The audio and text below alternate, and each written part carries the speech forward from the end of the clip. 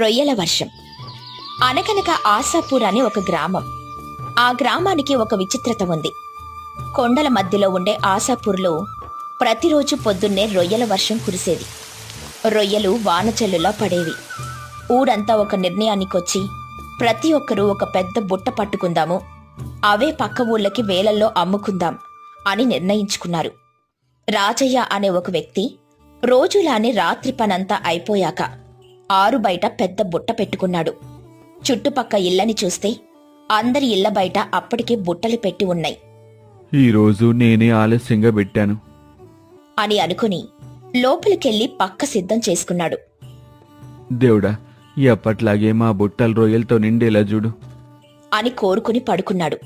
ఇక తర్వాత రోజు ఉదయాన్నే నల్ల మబ్బులు, రొయ్యల వర్షం మొదలైంది. రాజయ్య అనుకున్నట్టే అందరి బుట్టలు నిండేటట్టు ఎక్కువే పడ్డాయి. రాజయ్య నిద్రలేచి బయటకొచ్చి బుట్ట నిండా రొయ్యలు నింపుకున్నాడు. సైకిల్ మీద బుట్ట పెట్టుకుని పక్క ఊరికి వెళ్లాడు. రొయ్యలమ్మా, రొయ్యలు, తాజా రొయ్యలు అంటూ అమ్ముతున్నాడు.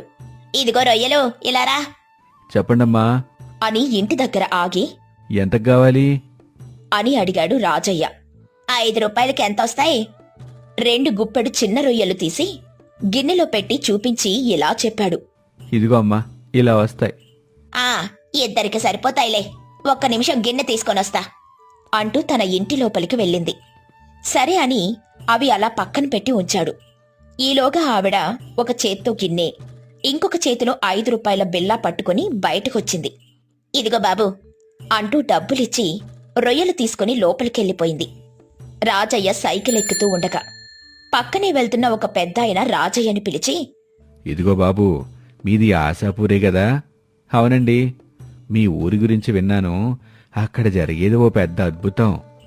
అవునండి, ఆ దేవుడి దయ.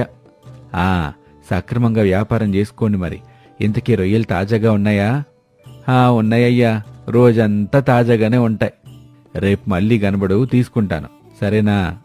సరేనయ్యా, రేపొస్తాను అని రాజయ్య సైకిల్ తీశాడు. అప్పలరాజు కూడా వెళ్లిపోయాడు. ఈ రొయ్యల వర్షం కారణంగా ఆశాపూర్ కలకలలాడుతుంది. అక్కడ ప్రజలంతా ఆనందంగా వ్యాపారం చేసుకుంటూ జీవనం సాగిస్తున్నారు.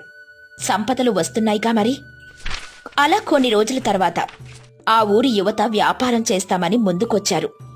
పెద్దవాళ్లంతా కలిసి ఉన్నప్పుడు వాళ్ళ 5గురు వచ్చి మాట్లాడారు. మీ అందరితో ఒక విషయం మాట్లాడాలండి అని వాళ్ళ 5గురిలో ఒకడు ముందుకొచ్చి అడిగాడు. ఏమైందిరా, మొత్తం అందరూ కలిసొచ్చారు? ఏం అవ్వలేదయ్యా, మేము 5గురం కలిసి ఒక నిర్ణయానికి వచ్చాం. మిమ్మల్ని అడుగుదామని ఇలా వచ్చాం. ఊరి పెద్ద సిద్ధయ్య చెప్పండ్రా అని అన్నారు. మా చదువు పూర్తయింది, ఇప్పుడు వ్యాపారం చేద్దాం అనుకుంటున్నాం పెద్దయ్యా. ఏం చేద్దామని? అదేనయ్యా, మన ఊరి ముఖ్య వ్యాపారం ఉంది కదా, రొయ్యల వ్యాపారమే. మీరైతే చుట్టుపక్క ఊళ్ళకి వెళ్తున్నారు, మేం పట్నానికి తీసుకెళ్లి అక్కడ వ్యాపారం చేద్దామని ఆలోచిస్తున్నాం. పెద్దవాళ్లంతా ఏం మాట్లాడకుండా ఆశ్చర్యపోయి అలా ఉండిపోయారు. ఏమైందయ్యా? ఇక మిగతా వాళ్ల వంక చూసి కుర్రోళ్ల వైపుకు తిరిగాడు సిద్ధయ్య. మేమా పని చెయ్యలేక కాదు గణపతి, అక్కడ వ్యవహారాలంతా వేరేలా ఉంటాయి. అందుకే మేమక్కడి వరకు వెళ్ళటంలా. అయినా మీరు మొదటిసారి ఏ అనుభవం లేకుండా పట్నం తీసుకెళ్తా అంటున్నారు. అవును బాబాయ్, మేం చేయగలం. ఒకసారి ప్రయత్నించి చూస్తాం. దగ్గరలోనే ఉన్న పట్నానికి వెళ్ళొస్తాం.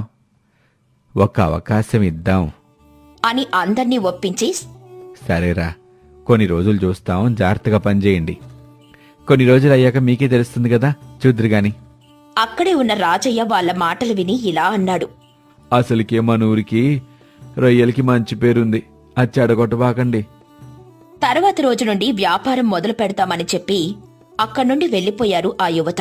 ఆ విషయం ఊరంతా తెలిసి అప్పుడే వ్యాపారంలో అడుగు పెట్టబోతున్న ఆ ఊరి యువతిని చూసి అంతా ఆనందించారు. వాళ్ళ అమ్మలను అయితే ఎవ్వరూ ఆపలేకపోతున్నారు. చాలా గర్వంగా మా పిల్లలు పెద్దోళ్ళైపోయారని చెబుతున్నారు. రోజు రాత్రి ఊరంతా ఎలా బయట బుట్టలు పెట్టి ఉంచుతారో అలానే వీళ్ళు ఆ రోజు రాత్రి కూడా పెట్టారు. మరుసటి రోజు ఉదయాన్నే లెగిచి రొయ్యలు తీసుకుని పట్నానికి బయలుదేరారు. అరే, ఒక్కొక్కరు 2-3 వీధులకు వెళ్దాం. అలా అయితే మొత్తం అంతా పూర్తవుతుంది, సరేనా? సరేరా అంటూ అక్కడి నుండి విడిపోయి అమ్మకానికి వెళ్లారు. మొదటిగా గణపతి ఒక వీధిలో